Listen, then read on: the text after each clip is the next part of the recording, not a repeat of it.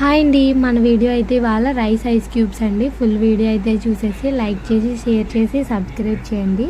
ఇప్పుడు స్టార్టింగ్ ఇలాంటి ట్రే ఏదైనా తీసుకుని మనం నీట్గా వాష్ చేసేసుకోవాలి. నేను ఇక్కడ ఆల్రెడీ ముందు వాష్ చేసేసాను, మళ్ళీ మీకు చూపించడం కోసం అయితే ఒకసారి వాష్ చేస్తున్నాను.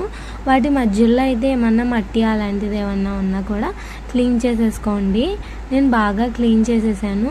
ఇలాంటి ట్రేస్ అనేవి మనకి నార్మల్గా ఇలాంటి ట్రే ఉంటే వాడండి, లేకపోతే గ్లాస్ కానీ బౌల్ కానీ అందులో ఉన్న అలాంటి దాంట్లో కూడా మన ఐస్ క్యూబ్స్ అనేవి ప్రిపేర్ చేసుకోవచ్చు. ప్రిపేర్ చేసుకున్న తర్వాత మన స్కిన్కి చాలా రిజల్ట్ అయితే ఉంటుందండి. ఇప్పుడు ఈ వాషింగ్ అయితే కంప్లీట్ అయిపోయింది కదా, దీన్ని మళ్ళీ మనం ఆరబెట్టుకోవాల్సిన అవసరం అలాంటిది ఏమీ లేదు.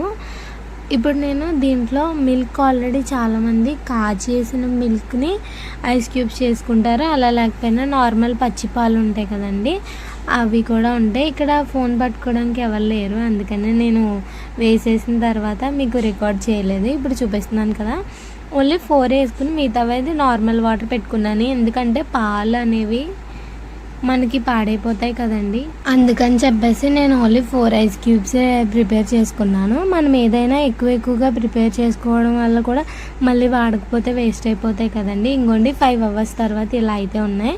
మార్నింగ్ ఐస్తో మసాజ్ చేసుకునే వాళ్ళు నైట్ పెట్టుకుని మార్నింగ్ ఇలా ఐస్ క్యూబ్ అయితే తీసేసుకుని ఫేస్కి మసాజ్ చేసుకోవాలి. దీనివల్ల మన స్కిన్ అనేది చాలా బాగుంటుందండి, బ్రైట్గా కూడా ఉంటుంది. ఎవరైతే ఐస్ క్యూబ్స్ ఎక్కువగా వాడతారో వాళ్ళకి ఐస్ క్యూబ్స్ పడతాయి, స్కిన్కి ఎవ్రీడే మార్నింగ్ ఐస్ క్యూబ్స్ పెట్టుకుంటారో అలాంటి వాళ్ళకి వీడియో చాలా బాగా ఉపయోగపడుతుంది. మీ ఫ్రెండ్స్లో ఎవరైనా స్కిన్ కేర్ బాగా ఫాలో అయ్యే వాళ్ళు ఉంటే వాళ్ళకి వీడియో అయితే షేర్ చేసి 1000 సబ్స్క్రైబర్స్ గివ్ అవేలో కూడా పార్టిసిపేట్ చేయమని చెప్పండి. Thank you.